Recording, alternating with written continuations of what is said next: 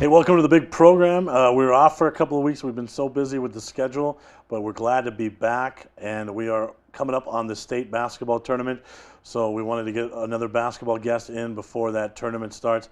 And actually, I was on the radio this morning, a show you can watch here on Proview Networks, the opening drive with Jeff and JJ, and we were talking about high school hoops a little bit, and we talked about my guest today. I described him as the most dominant offensive player in the city, and that's how good he's playing right now. Sean Johnson, Sandia Matador is my guest. Welcome to the show, man. Yes, sir. Thank you. It's a pleasure to be with you. I don't know if there's anyone playing better basketball right now than you. Let's start there. Like, you feel like you're in the zone? Like, how big does the basket look to you right now? It feels good. I had a couple of bad games recently. Not bad, but low-scoring games because we handled business early. But whenever I need to put the ball in the bucket, it happens. I mean, and is that just something that kind of just happened naturally? Did you feel it like when you were in the zone? Like when did it? Well, mainly it starts with our scheme. My coach, a lot of our offense runs through me. Like a lot of time he tells us we got to get a post touch before you even try to shoot the ball. You notice that we don't even shoot a lot of threes at all. Most of our buckets are inside. So, I mean, I got to credit my coach and my teammates for giving me that many looks. I got a lot of field goals in the. And you guys are coming up on the state tournament now. And you're in a spot. You don't know where you're gonna be. I mean, there could be a crazy chance where you guys don't make it. I don't see that happening. I don't think anyone sees that happening. But I mean, where's your team at right now mentally as you prepare for this final week and then the state tournament? Well, 100% focuses on El Dorado right now. The main goal is just getting the next W. So this Friday, El Dorado, we got to get that W before we even think about next week. How strange is that? I mean, you guys have a win against them already. And then they go on this long pause, and now they pretty much play the whole district schedule in 1 week. Yeah, it's real unfortunate for them. I mean, this year, stuff like that happens. So. Well, who's more at a disadvantage? Is it them or is it the rest of the district? Because they kind of get to relax. They've had Sanchez has had 2 weeks to scout. It's hard to believe it's not going to be them, considering they got 4 games back-to-back to try to get into that state tournament. But so when you guys think state tournament, like, where's your mindset as a team right now? What's the goal? What's the vibe in the locker room right now as state's coming? Well, first and foremost, we just got to get there. We just got to beat Aldo, beat West Mesa Saturday, and then start preparing for whoever we get thrown into next week. But we're ready because we haven't been in the state tournament in a while, like 3 years. So, and I've never been there, never even had a taste of it, so I'm ready. Now, you're a young cat, I know that, but you remember a guy by the name of David Cormier? Yeah, I remember watching them 8th grade up at Volcano, yeah. So David, they go into the tournament. David just has this monster tournament. He's dropping a double-double every night, and he kind of just willed his way to a state championship, took a team on his shoulder. Like, you could do that. Like, you're playing that well right now. Like, have you thought about that at all? Well, I mean, I've always felt like I was good enough to help my team get to a state championship ever since I came in freshman year. That's my goal, get a state championship with Coach Brown. But I mean, it's all about, you just got to see how it goes, I guess. All right. Well, let's rewind a long way back. You're a New Mexico kid, right? Yeah, born and raised in Albuquerque. So tell us about that. Like, where does this athleticism come from? My dad thinks I got my athleticism from, but my height and stuff probably came from my mom. I mean, her brother's about 6'4". All her uncles are like 6'9", 6'7", 6'5". But okay, so you could still grow then, is what you're saying? Hopefully I'll get an answer too, but I'm happy where I'm at. I mean, 6'5", 6'6" is not bad at all. I mean, right? No, I don't think anyone else needs you to grow anymore. Yeah. All right, so your dad played hoops, right? Yeah, he played hoops. He played at Del Norte his senior year. Not quite year. It was like early 2000s. But Okay. So there was never that feeling like, hey, I need to go to Del Norte like my dad? no, I'm just an innocent bystander. I'm just asking for no. a friend. I think what really wiped Del Norte off the table for me was the district changings. I kind of wanted to play in the big boy district. All right. Well, we'll edit that out. We don't. Well, I mean, not like that, but you know what I mean. Like I just want to play against Yeah. the bigger schools. Number one seed Knights. I'm just saying. No knocking the Knights. Right. Del Norte is a good team. All They right. beat us a couple weeks ago in a little tournament. They're a good team. Shane and Judah's a nice sophomore dude. They're gonna be a good team for a while, but. Right. Yeah. So you get to Sandia. Well, actually, let's backtrack there. So did you play more than basketball? Yeah, I played football for a few years. I played Yaffle. I was actually pretty good at that. I played wide receiver. Okay. And when did you kind of choose one over the other? Freshman year, my 8th grade year was my last year playing football. We went to the Super Bowl against Volcano. We lost, but I've been thinking about playing football. I might try it next year, but I mean, it depends how it goes. I don't know, this basketball thing seems to be working out at the moment. So far, it's going good. So, Dad played at Del Norte. Does he ever tell like stories about that? Like, is there a natural competitiveness between you guys? You seem like an ultra competitive guy. Yeah, he's always thinking that he could beat me in basketball, so I always have to take him to the park and spank him real quick. But I mean, not really nothing like with alma maters and stuff about Del Norte and anything like that. He doesn't really mention that because he kind of bounced from high school to high school because he didn't really live out here for high school. He went to I think a high school called Federal Way up in Washington for junior and sophomore year. So where did that competitiveness come from? Because like when people watch your games, like you're a dog out there. Like and I mean that in the best way. Like you are ultra competitive. Like where did that come from?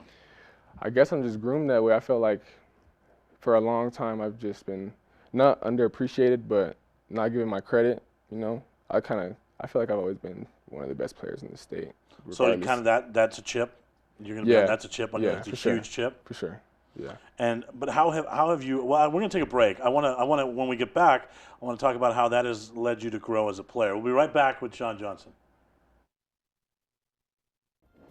Hi, my name is Brandon Mason. I'm the president of Albuquerque Basketball Club, ABC.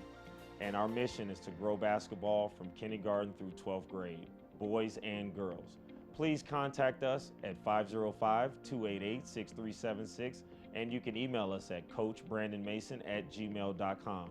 ABC, Albuquerque Basketball Club.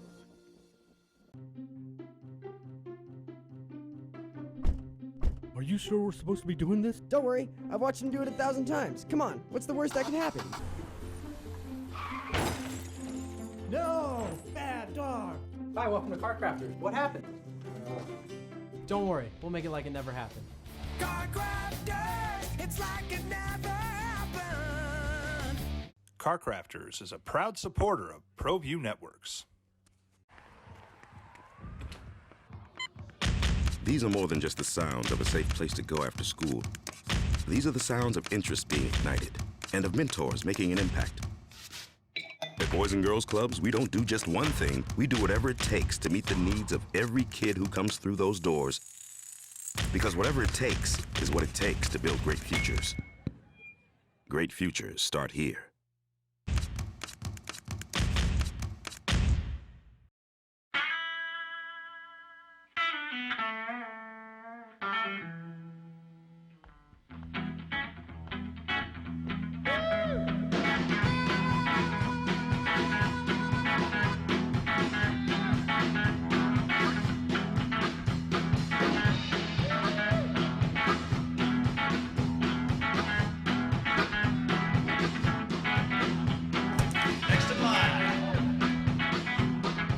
Rudy's is a proud supporter of Proview Networks.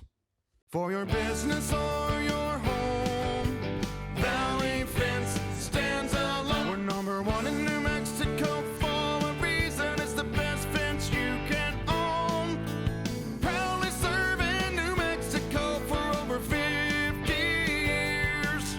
At Valley Fence, the difference is clear. No fence too big, too small, or difficult. We handle them all at Valley Fence Company. High school sports are back.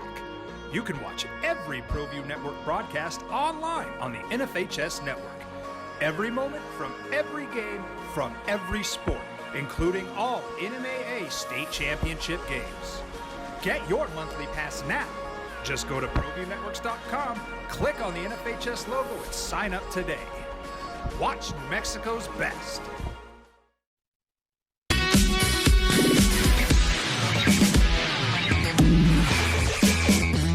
All right, we're back with Sean Johnson. We hammered out our differences during the break about that Knights comment. We're cool. We squashed it quick. All right, so we talked about that chip on your shoulder, man, and like you're using that this year. It seems like to really motivate you. Talk about that. Yeah, I mean, mainly the chip came from being not going to state freshman year because I felt like our team could have won state that year. We had a really good team with Lucas Jordan, Elijah Ferguson, Deontay Bernard, Shylon Buckelk, but we just couldn't get it together like how we're getting it together right now. And just couldn't So make let's it talk there. about that because I always mentioned that was a pretty good team. Like I could never understand why that team didn't do more. I mean, is it fair to say you guys underachieved? Looking back on it now, what wasn't right there? Was it chemistry? Was it just sometimes guys don't vibe? What do you think it was? I don't know so much of a chemistry, more of a, I feel like we played down to our competition. I mean, that was a state contending team, I think. I mean, if you watched us in practice, the talent we had on that team, we were an extremely talented team, but I think we just played down to our competition level and just, I don't know. And where does that experience kind of rank right now in how you've used that to fuel you? I mean, that was a rough season for you as an individual and as a team, wasn't it? As a team, it was a rough season, but I personally loved it because I was like I think I was the only player that wasn't a senior on that team besides Seth Garcia. He came in onto the team like halfway through the season, but I think we had like 9 seniors, and those are all my guys. I love playing with them, going to practice with them, and it's just sad the way it ended. Right. I really wish we could have had a chance at that state tournament. What was that season like for you as an individual, though, as far as your development and I mean, is it tough playing on a team like that that's underachieving? No, it wasn't. I mean, Coach Broussard and Coach Brown put me in the spotlight early. I think I got thrown into the starting lineup after like 3-4 games. So my development was quick freshman year. So, I mean, going under the spotlight, my development it was kind of easy. I felt like because, I mean, 8th grade was much slower, but I played the same way coming into high school. So we fast forward to everything last year, translated. right? Your sophomore year. Yeah. Let's talk about that at the beginning. That got off to a rough start. That was definitely a disappointing year last year. Yes, we started off like 0-7, I think, but we got it back together. But individually, you and Coach Brown kind of had a coming to Jesus moment at the beginning of the season, right? Yes. Tell us about that. Me and Coach Brown, we're both very passionate about the game of basketball. Many people know that. So, I mean, 2 passionate people will bump heads every once in a while, and we had a little dispute after a game last season, and I ended up sitting out a game, and I mean, it worked out the best for us because after we came out better, and we're doing better now. And how has that helped you? Everything happens for a reason. It humbled me a little bit because that year I was kind of like starting off that season. I kind of had like a big head, like, oh, I'm the only returning varsity player. I gotta carry the team. These dudes, I gotta this and that. I gotta teach these dudes this. And I guess I kind of got, I started getting mad at them. And the whole reason why me and Coach Brown got in a fight was because I got in a fight with my 2 other teammates, with 2 team captains. I got into an argument with them, but. And what was, Coach Brown he's one of those guys that he's just like, he gets your head right and then come join us, that kind of thing, or how did it go? Yeah, just get your head right and then come join us. I mean, it was he felt that I needed to take a step away from the team based on the dispute that was going on between me and 2 hired, 2 team captains, and I agreed with them. So. And then you came back, and obviously the season didn't end like you guys wanted, but talk about your return to the team. Well, I only sat out for 1 game. When I returned, I felt like we sat down, we talked about it, and I felt like we kind of just looked at ourselves in the mirror and were like, all right, let's get it together now. And then the season started rolling better for us. How did that help you grow as a leader? Well, for one, the dude that I got in a fight with was Seth. You know Seth, right? Our senior. So he's a great leader. Seth's a great leader. So I sat down and talked with him about it, and we just talked about the situation, and he just guided me through it, guided me how to be a better person that year, and taught me how to be a leader. And now I'm using those qualities this year to try to lead our team to the state championship. So do you think you guys could be having this successful season if you didn't have that learning experience in your past? I think we would not be having this type of year if we didn't have the type of year we had last year. Yeah. So let's talk about, we go back into the season that we're having. What are your expectations at the beginning of the season heading into this year? Did you think you would have a season? Obviously, COVID comes into play, right? Well, actually, I was pretty optimistic all year. I felt like we were going to have a season all year, even though people were, I mean, I kept on asking, do you think we'll actually have a season? They'd be like, nah, man, nah. I was like, I hope so, I hope so. Even when they canceled it, I was like, I still think there's a chance, and thankfully, we're back playing, but. What was your expectations and your teammates' expectations of this season? What was Coach Brown's expectations of this season? Take us kind of into that preseason time. Well, this year it was all or nothing for me, you know. I'm a junior, time's running out. I ain't never been in a state title. And all I've ever wanted since I was like a little 7-year-old was a state championship ring. So, I mean, I just came in, me and the guys, we just told each other, like, nobody should beat us. And we still got that mentality to this day. And what did Coach Brown at the beginning of the season, what was his kind of message to you guys? Same thing, like, if we play the way we're supposed to play, no one can play with it. I mean, we can play with anybody in the state, so. All right. One more serious question, and then we'll get to some lighter stuff. You're kind of, we're hitting some deep stuff here, man, and yeah. I appreciate it. I know you must hear from Coach Brown and Coach Loya a lot, like, hey, Sean, you can be the best player in the state if you want to be. You've heard that a lot? Is that fair to say? Especially from Coach Ish. He's kind of my guy in my ear trying to push me. Yeah. When did you start to take that serious? Like, when did that click to you? Like, man, these guys are right. I can dominate out here. I mean, I've always felt like one day. See, the thing, not to sound like cocky or anything, but I always felt like one day I will be the best player in this state. Right. I've always felt like that's just how it has to be. I try to work. I think that day is coming now. It's here, yeah. right? Like, you're dominating right now. So something had to turn on. The light had to come on. Like, when did that stop becoming just noise from your coaches and you're like, oh man, they're right. I'm going to come out here and take this team on my shoulder and dominate.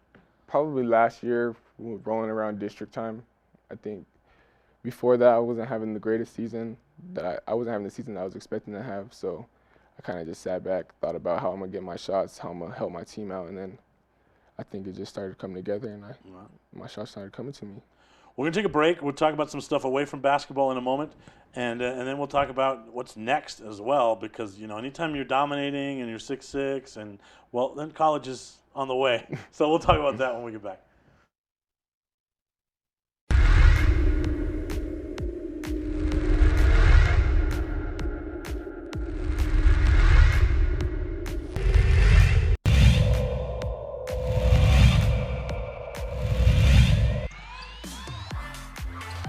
Like Lauren McKinley with the ball right there, just into the game, banks one off the window.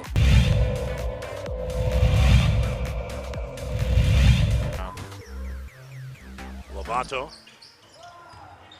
spins. Lovato going to get all the way to the basket over Gilliford.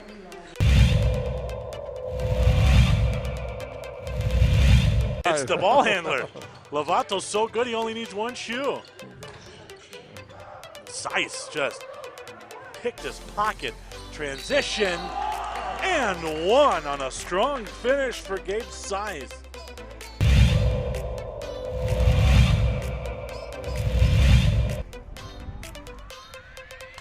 He will smack that one to center field. This one's going, it's going, and that is home run for Kiana King. For today, 2 games. 4 official at-bats. She has 4 home runs. King adding more to the board.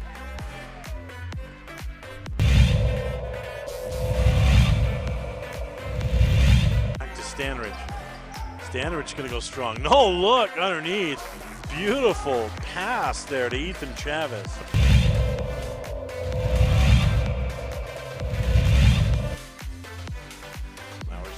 No good. Offensive rebound for Ayers, and he beats the horn. Exodus Ayers steals the offensive board, and he beats the buzzer, and we got a 1-point game here. District on the line at Sandia. It's halftime here on Proview Network.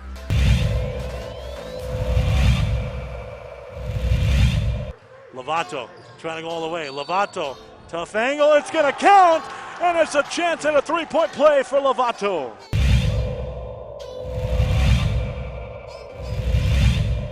Steal by Wade. Wade will slam it in transit. Touch the ball for them. And, big look. Pacheco, the lob, slam dunk. The lob to Wade, it's a slam dunk and a timeout. Valley right away, and great job by Pacheco in finding Wade in the open court.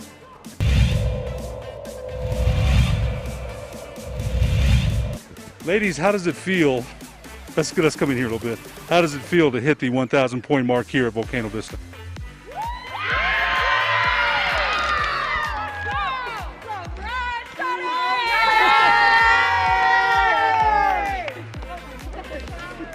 Look at the camera. Look at the camera. Yeah!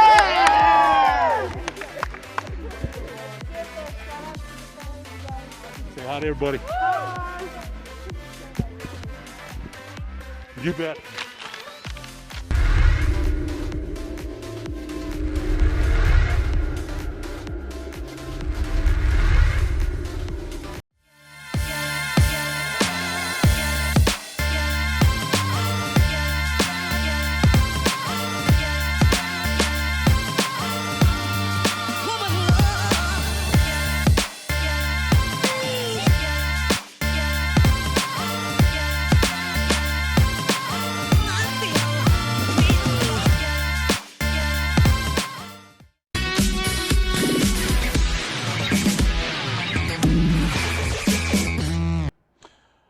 There's the night bias symbol, right? Because we're talking Del Norte Knights earlier. Josh throws that up there whenever I talk about the Knights. I want to take a look at some dunks from this year. You've been all over the top 10 plays. So, Josh, if you have those dunks ready, we'll go through a couple of these. I think one of them was against, I don't remember who. West Mesa, probably. West Mesa, and West Mesa and Cueva. You're probably gonna pull up the Cueva one. Are the ones against La Cueva, like, are those a little more special? You put a little more oomph in those? Let's take a look here. I mean, the Cueva one, see, that one I put a little oomph in a little bit because I was trying to get a dunk that game. This Cueva one right here, I just a little light jam. I wasn't trying to miss it or nothing. Last night, Coach Brown would kill me if I missed that. Yeah, So. last night, I did your game last night, and there was a PV kid. He didn't want to get posterized. That you were going in for one there, weren't you? Oh yeah, I've been trying to catch. Committed the foul. I got to get me a poster this year. I got to get me one. Talk about stuff away from basketball. You're a big gamer, right? Yeah, I play video games. I'm some Call of Duty, some 2K. Anybody watching this, you can't beat me in 2K, so don't even try. So, like, is there like a competitive thing amongst your teammates and other players? Like, because I know a lot of kids have said that they do that. So, like, well, I mean, everybody on my team knows they can't beat me in 2K. Right. They know what about better. like who else is good in the city at 2K? In the city, there's been a few. I played 2K. I think Deuce Benjamin, not good at 2K. No, Deuce, not good. No. Deuce, you suck at 2K. Someone that's good at 2K is probably Sean Gilbert on my team. Okay, all right. But he can't hold me in 2K. Tell you what, so. since you bring up Sean Gilbert, who's got a better shoe game, you or Sean Gilbert? Because Sean's shoe game last night was pretty strong. I even mentioned it on the broadcast. I've been slacking on the in-game shoe game, but Sean can't mess with me in shoe game either. Because he was rocking some kicks last night. What was he rocking? The yellow ones? Yeah, the SpongeBob's. Oh yeah, those are some nice kicks. I told him to get those, by the way. Did you? Yeah. All right. So, because I didn't start noticing that until I did a game with Marlon Cunningham this year, and then he starts pointing it out, and now I'm kind of looking for it. Like, are the Matadors a top 3 shoe game team?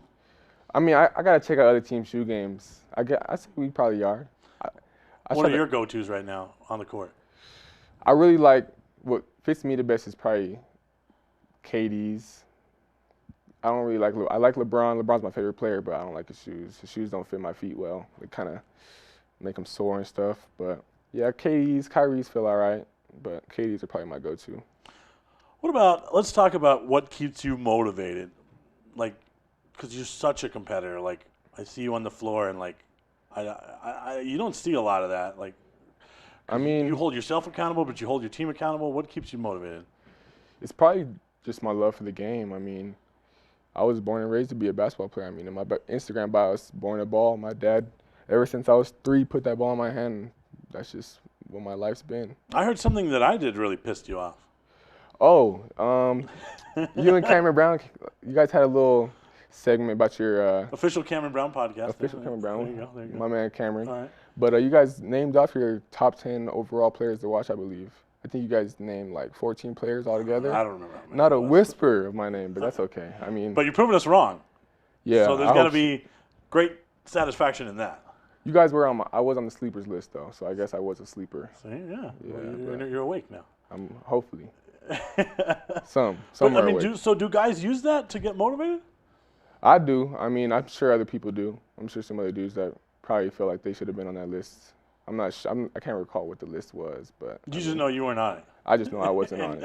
And that I ticked just you knew off. from that moment it was wrong. And I love that. I love that. Like that. I love that so much. Like I don't know what it is. I've always kind of enjoyed players that talk a little ish on the court, you know, and just get the job done. Like Yeah. I just dig it. Like Yeah. I'm not gonna lie. When you hit that three and then you stuck it right in Sean Schreier's face, you just shot up my list right there. Like that was awesome. Yeah, that was an intense moment. Right? That was an intense moment. Well, let's talk about college a little bit, man. Because well, I want to go back a little bit. Coach Brown gave you an incredible compliment the other day to me. He said you're probably a better offensive player than Chad Adams was when he had Chad Adams. Cheese, yeah. Yeah, that's pretty good. That's a pretty good compliment. It's a wonderful compliment. When you hear stuff like that, you start thinking about your game at the next level. Yeah, I mean, it's always been a dream to play college. It's my biggest dream. It's always been a dream to play pro at any level, you know, NBA, G League, overseas.